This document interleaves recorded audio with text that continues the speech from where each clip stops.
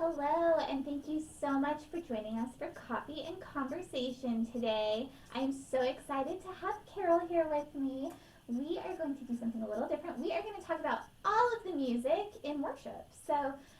One of the questions that was asked Carol, who is our amazing music director, was why is music so important in a service? Well, I believe that music touches the heart and the soul of everybody who hears it. And it doesn't matter what type of music, it can be any genre. But in a church setting, um, it brings back memories of maybe a place where you were, or you remember as a child you sang that in your home church. Um, it proclaims the word to us. We learn lots of scripture. If someone asked me to recite a certain passage, I could probably sing it to you, but I'm not sure I could just say, Mary had a little lamb. But it also enhances the worship experience. Absolutely. When I was going to school to get my certification for music in the Methodist church, they told us, I don't know how true it is, I'm just saying, they told us that music was 60% of the service. Sometimes people just kind of go away and maybe have their own thoughts during the spoken word, but whether it's an instrumental or it's sung, there's an orchestra, whatever it is, you tend to pay a little more attention. Right, right. Mm-hmm. Well, and so in paying attention to those songs, are those songs just kind of random, like, oh, we'll just sing this today or that today, or are you intentional about choosing hymns that go with the sermon? I'm very intentional. I have a wonderful boss who's a pre-planner, and I love that about him. We are given scriptures. Well, he does a sermon series, and he divides them anywhere from 3 to 5, 6 weeks. And I'm given a scripture, and I'm given a short synopsis of where he plans to go. But quite honestly, I get these 2 or 3 months ahead. So I can go ahead and plan the hymns.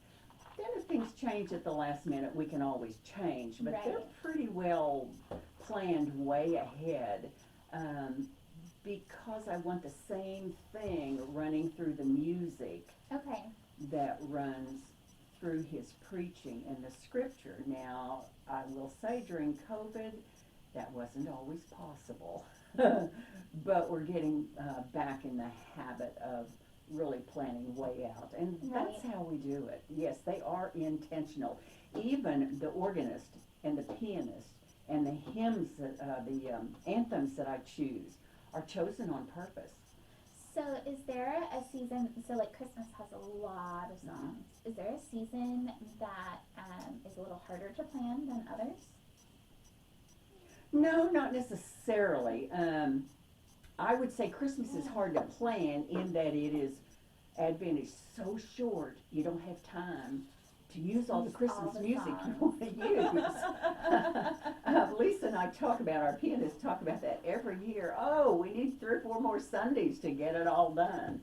But no, there really isn't. Good. Yeah, it's a year-round Yes, thing. absolutely, absolutely. Mm-hmm. So, final question. Okay. If you had to choose one hymn, which would be your favorite hymn in life? How about 2? Okay, we'll go with 2. My favorite, and I'm going to say old-time hymn, is the Church's One Foundation. It was written in 1866.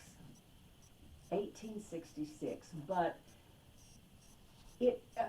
each hymn tells a total story. If you really pay attention to the words, and I think that's something we don't do a lot of the time. We sing them by rote. We just go with what's written on the page. If we're paying attention, verse 1 is maybe chapter 1, and verse 2 is chapter 2, or maybe even part of chapter 3. So there's really a total story in every hymn. Okay. Then there was Natalie Sleeth wrote a new one in 1986, and it's the Hymn of Promise, and I love it. So it's kind of, it's not. I'm going to use the word contemporary, and yet it isn't. We use it a lot in our traditional service, but the spectrum. These are words in a language that were used in the 1800s. Natalie Sleeth is in the language that we use today.